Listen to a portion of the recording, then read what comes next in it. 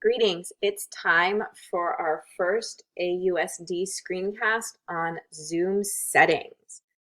We're going to enter as teachers through Clever and click on our Zoom icon. This first page that we land on will often have a green important notice bar at the top. How many notices you have depends on when you last logged into Zoom and if you remembered to close out of them. I do encourage you to read those. We're going to come over here to the side navigation bar and we're going to focus on our personal settings. You probably don't have the admin option. There will be another screencast about how to schedule a meeting, etc. So from the personal, let's go down to settings. Here we are on the Zoom settings page, and we have a second sidebar navigation about our meeting settings. We're going to scroll through each of these, and I'm going to give you the district suggested toggle on and toggle offs. You can absolutely pause this video to make sure yours matches mine. I'm not going to talk about every single toggle on and toggle off and why we're making those recommendations, but I will highlight a few of them. So let's start with our security settings. The first toggle on is the waiting room. The district wants us all to toggle on the waiting room, which means that we as teachers will need to admit students into our Zoom space. This is a line of defense against Zoom bombing that we only admit known participants. There will be a separate screencast talking about how you can personalize your waiting room screen for students. I'm going to scroll down and we're now going to look at the passcode section. The district needs us to toggle on embed passcode in invite link for one-click join. This is when we put our Zoom link in Google Classroom or Aries and the students click on it and the passcode is part of that link. So we want that toggled on for sure. I'm going to scroll down now and talk about authenticated users. Both authenticated users should be toggled off for now. That might change, so stay tuned for later screencast updates.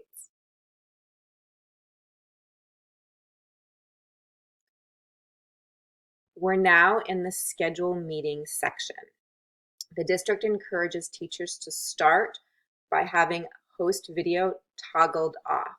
That means when we as teachers start a video, we need to remember to turn on our video when we're sitting and ready to greet the students and to have them see us. On the other hand, we want the participant or student video toggled on. We want the kids coming into our Zoom meeting, we want to see them right away. We need to toggle off join before host. We don't want our students coming into our Zoom before we, the teacher, are in there.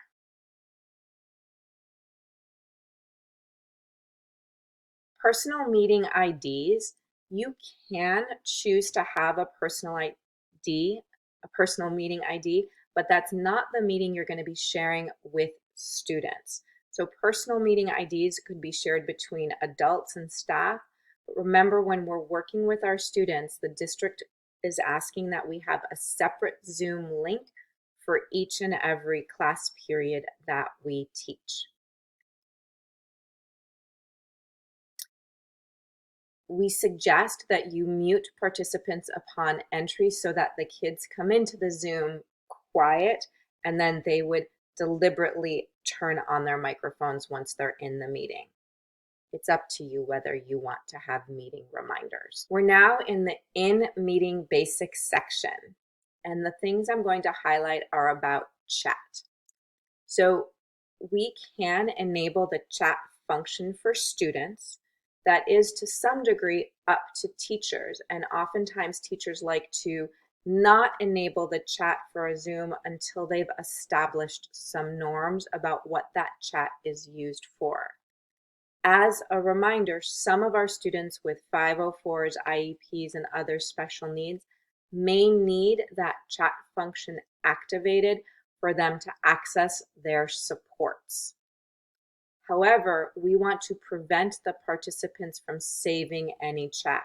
The teacher can save the chat, but we don't want the students downloading those chats. We also say that private chat should be turned off. The students shouldn't be messaging each other without the teacher being able to see that. I've got auto-saving chats turned off. As a teacher, I don't need all of my Zoom chats saved. I can make that choice at the end of a Zoom session to manually save a chat if it was needed.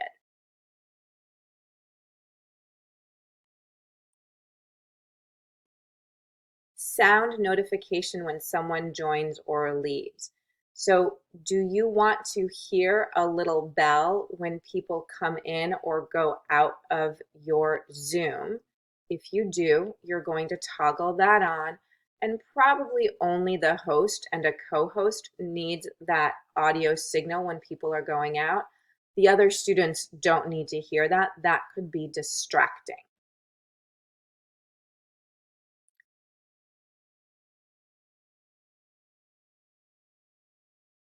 Let's look at our next section. We should have the co-host toggled on. That way, if we have another adult in the room, a paraprofessional, a co-teacher, an administrator, we can turn over co-hosting abilities to that adult. Polling is a new feature for us in Zoom, and there will be a separate screencast about how to use Zoom polls. I encourage you to turn that on so that you have the option of using it if you want to.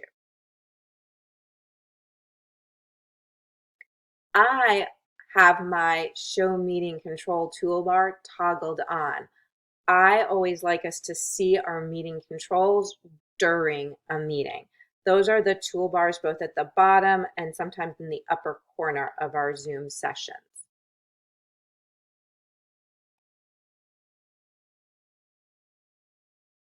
We should toggle on show Zoom windows during screen share. Most teachers are going to need to share their screen this year for instruction, and we would want to be able to see the Zoom windows while we're also sharing our screen. We want to see the kids' faces while we're doing our screen share. Speaking of screen sharing, we'll need to toggle that on because we as adults need to be able to share our screen with the children. Who can share? We suggest you start with host only, as in teacher only can share their screen. If you feel that your students understand screen sharing norms, you could change that to all participants, but realize it's a place where students could accidentally share overly personal information or inappropriate images. So check that diligently.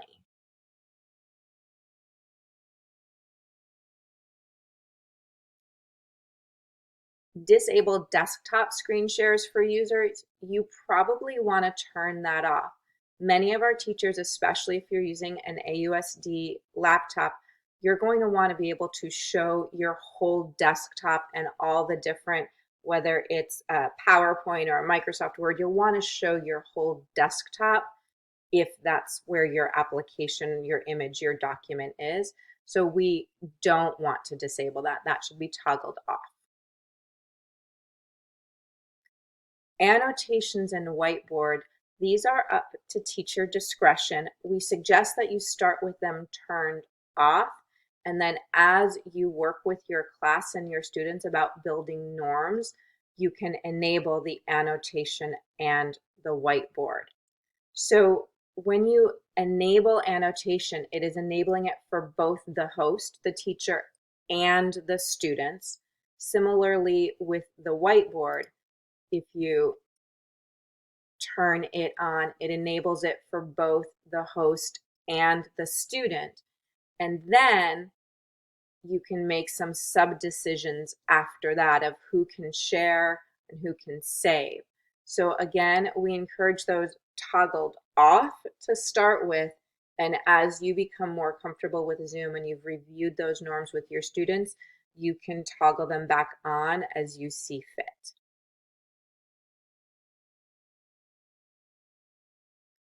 Remote control should be toggled off. Non-verbal feedback and meeting reactions should be toggled on. This is the raise hand and the thumbs up icon.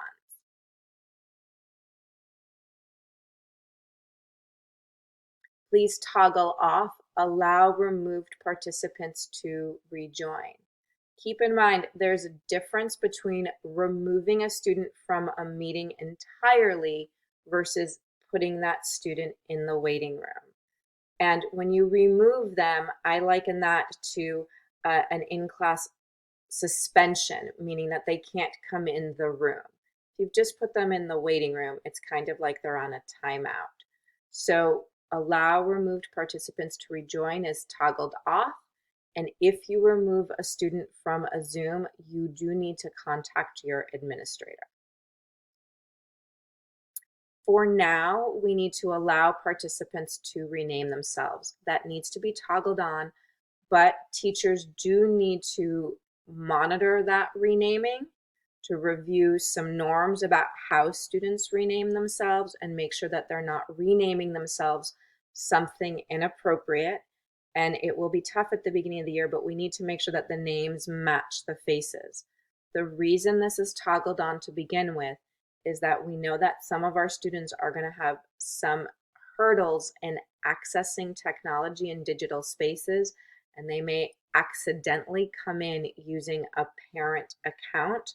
So we want to allow them in the Zoom. We want to be able to talk to them and tell them how to come back in. So until that gets straightened out, we need this to be toggled on. Hide participant profile pictures in a meeting. We want to hide that at least at the beginning. That's a more restrictive setting. It means that the students are not able to use cute little Bitmoji pictures for their profile. Number one, they should have their cameras on unless they've had a conversation with you or an administrator. The request is that students come into Zooms with cameras on. If for some reason you tell them to turn off their cameras for a minute, we want to make sure that no inappropriate images are seen in profile pictures. So we want to toggle that on, and that way we just see the student name. Let's look at our in-meeting advanced settings. You have some choices here about reporting participants to Zoom. That's up to you. You should toggle on the breakout rooms. Most likely we will be using breakout rooms, and norms will need to be reviewed with students. Then you can allow the host to assign participants to breakout rooms when scheduling, so we can pre-assign some of those rooms. Please turn off remote support. Go ahead and turn on the closed captioning. Turn off participant saving. Again, that would be the teacher responsibility. We can turn on language interpretation. Turn off far end camera control.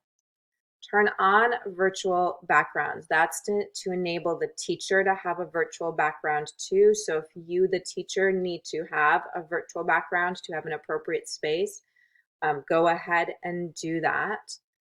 It does then allow students to use virtual backgrounds, and that's something that your site administrator will be talking to you about a little bit more.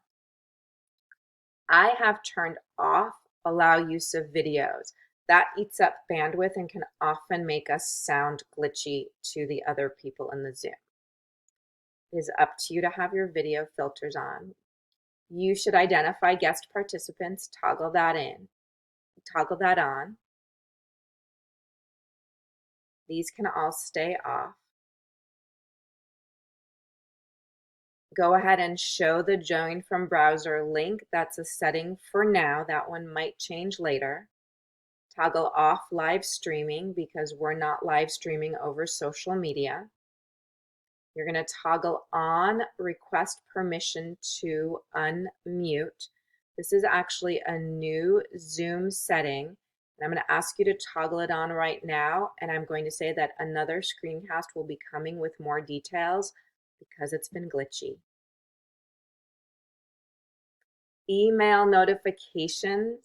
This is up to you what you want toggled on and toggled off. These are my settings.